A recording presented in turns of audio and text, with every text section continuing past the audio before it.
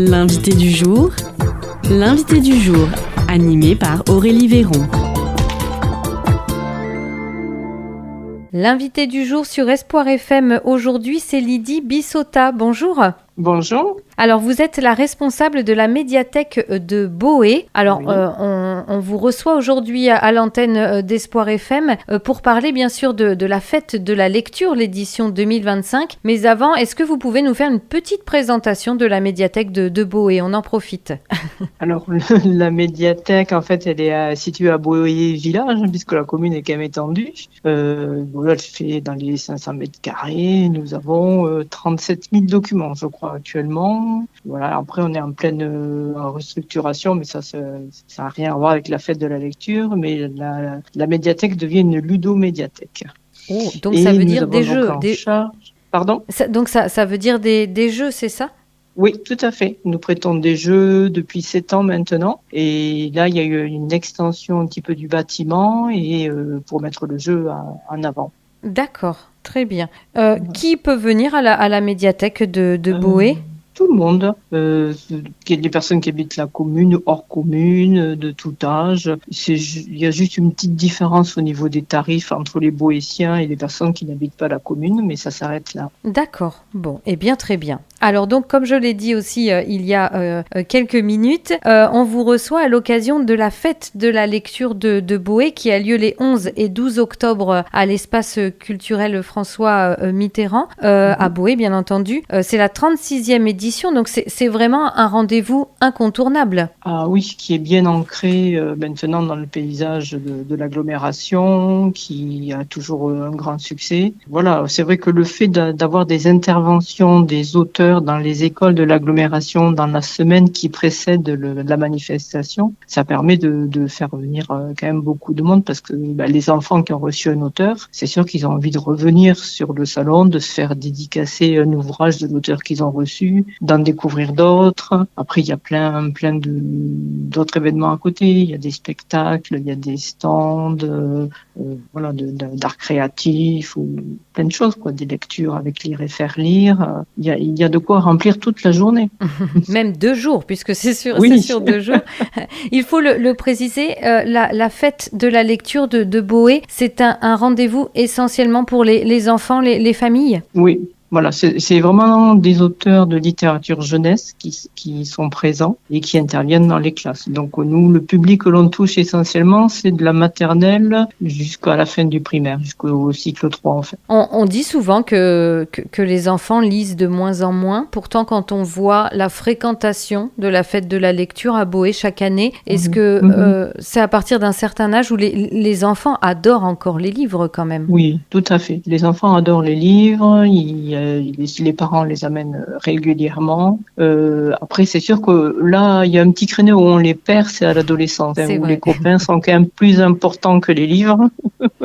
Mais ce que l'on remarque aussi, c'est que les jeunes qui étaient des gros lecteurs reviennent ou continuent en tant qu'ados, mais reviennent aussi après en tant que jeunes adultes. D'accord. Il y a aussi un grand nombre de propositions de livres, en fait, aussi pour les enfants. Complètement. Oui, il y a une explosion de l'édition voilà, qui vraiment est croissante, qui est très variée surtout. Oui, tout à fait. Alors pour cette 36e édition de la fête de la lecture à Boé, il y a toujours un thème.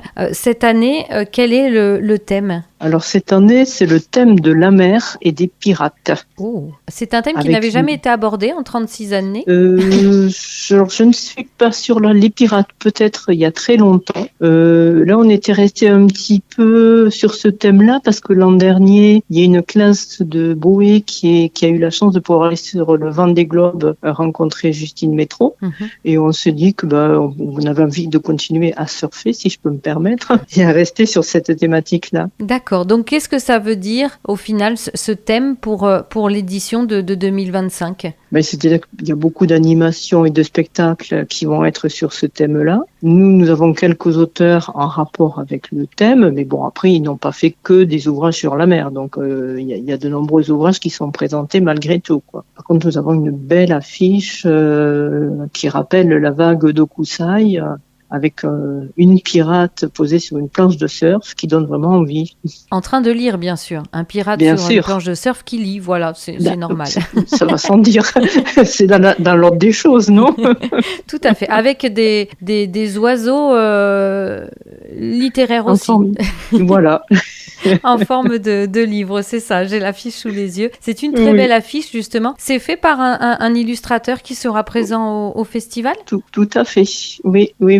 Donc, voilà, la voir, effectivement, c'est Amandine Lafranc qui a fait l'affiche.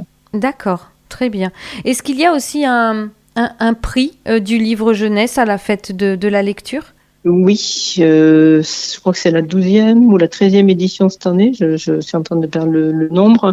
Nous avons un prix littéraire, effectivement, de l'album pour les grands. C'est-à-dire que comme il y a énormément de prix littéraires en France et dans le département, on a essayé de prendre un créneau qui n'était pas trop prisé. Et l'album pour les grands, ce sont des albums qui s'adressent aux enfants de cycle 3, c'est-à-dire CM1, CM2, voire CE2. D'accord. Et donc là, il y a en fait 7 classes de Boé qui participent et 2 classes de Colérac.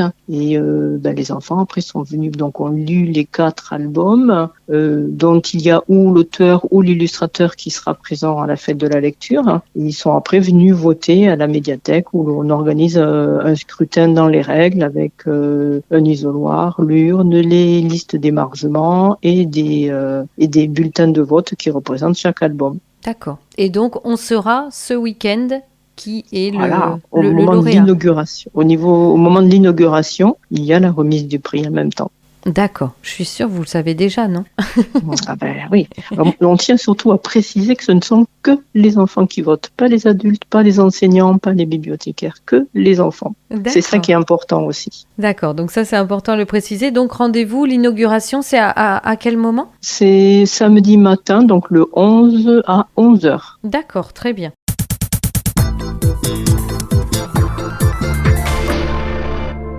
Et puis alors, il faut le dire aussi que la fête de la lecture à Boé, bien sûr, il y a des auteurs présents, des illustrateurs, des éditions, des associations également en lien avec la lecture. Mais c'est aussi un endroit où les tout petits peuvent s'amuser, retrouver un petit peu aussi leur...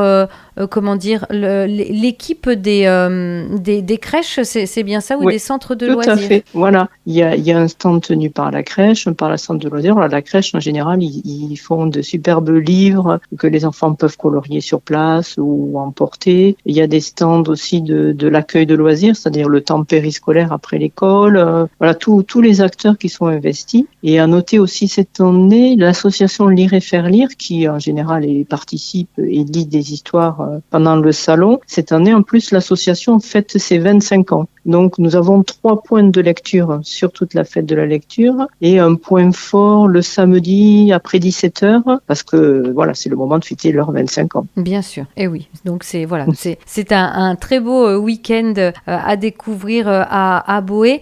Au niveau des spectacles, donc, il y en a pour les tout petits, il y en a à peu près pour tous les âges, c'est bien ça? Il y en a pour tous les âges. Alors, pour les tout petits, de préférence le dimanche matin. Et après, il y en a pour tous les âges. Et cette année, en plus, tous les spectacles ont été doublés. C'est-à-dire qu'ils ils ont lieu 2 fois. D'accord. Ça veut dire plus de 10 représentations sur tout le week-end. D'accord. Puisque on est un petit peu victime de notre succès. Il y a toujours des personnes insatisfaites qui font la queue et qui n'arrivent pas à rentrer parce qu'on peut pas dépasser la jauge de 100 ou 120 selon le lieu. Nous avons quand même 2 espaces de spectacle, un chapiteau sur l'extérieur et une partie de la salle de spectacle de François Mitterrand. Et voilà, on est un petit peu victime de ce succès-là, donc on a essayé de doubler toutes les représentations. D'accord, oui, parce qu'on ne réserve pas sa place pour les spectacles. On vient, c'est gratuit, on s'installe. Voilà, à partir du moment où c'est gratuit, c'est très compliqué de réserver. Bien sûr, oui. Parce que du coup, les personnes ne se sentent pas contraintes de venir et il y aura des places vides alors qu'il y a des personnes qui attendent. Donc le choix a été fait de ne pas réserver. D'accord, très bien. Bon, alors que dire d'autre? On va redonner toutes les informations pratiques. Donc, la fête de la lecture de Boé. C'est la 36e édition. C'est les 11 et 12 octobre à l'espace culturel François Mitterrand, c'est bien ça? C'est cela. Et puis donc c'est ouvert samedi et dimanche. Quels sont les Oui. horaires? Alors les horaires, c'est 10 heures. Justement, on s'était posé la question pour les horaires. Et je crois qu'on les a même pas reprécisés. C'est 10 heures, 12h30, 14 heures, 18 heures. D'accord, très bien. Et avec aussi, est-ce que pour les gourmands, notamment à l'heure du goûter, est-ce qu'on pourra acheter Oui, de quoi bien prendre le sûr. goûter? Il y a des stands tenus par les associations de parents d'élèves qui se relaient. Donc on peut toujours goûter, il n'y a pas de souci. D'accord, bon, et ben c'est parfait. Et puis bien sûr, on peut venir le samedi et revenir le dimanche, il n'y a pas de limite. Ah, mais bien sûr, si on n'a pas tout vu, si on n'a pas tout fait, on peut revenir. Autre question, Lydie Bissotta, est-ce qu'il y aura la possibilité aussi d'acheter des livres sur place? Oui.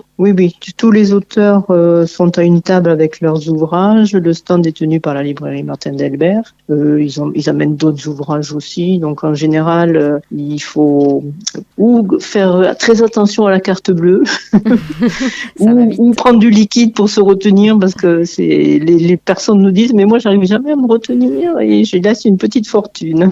C'est le problème du livre jeunesse. Il y en a vraiment pour tous les goûts, donc tout le monde y trouve. Voilà, on a l'excuse de c'est pour nos enfants, mais les livres jeunesse sont quand même magnifiques. On doit avouer que nous aussi, l'équipe des bibliothécaires, on craque très régulièrement, enfants ou pas. Bon, et bien en tout cas, on donne rendez-vous à nos auditeurs le 11 et le 12 octobre à Boé pour la fête de la lecture de Boé. Que dire d'autre? On vous souhaite une très belle 36e édition en espérant que ce soit comme tous les ans avec beaucoup de monde. Oui, voilà, avec un petit peu de beau temps en plus éventuellement, mais ça, on ne peut pas choisir. Oui, c'est vrai. Bon, et c'est aussi ça les aléas de la navigation, on va dire, Tout comme à le fait. thème, c'est l'océan. Voilà, on ne sait jamais sur quelle mer nous allons naviguer. En tout cas, merci à vous, Lydie Bissotta. On peut aussi Avec dire plaisir. à nos auditeurs, on vous retrouve aussi tout au long de l'année à la médiathèque de Boé, bien entendu, puisque vous êtes la responsable de la médiathèque de Boé. Merci à vous. Merci à vous.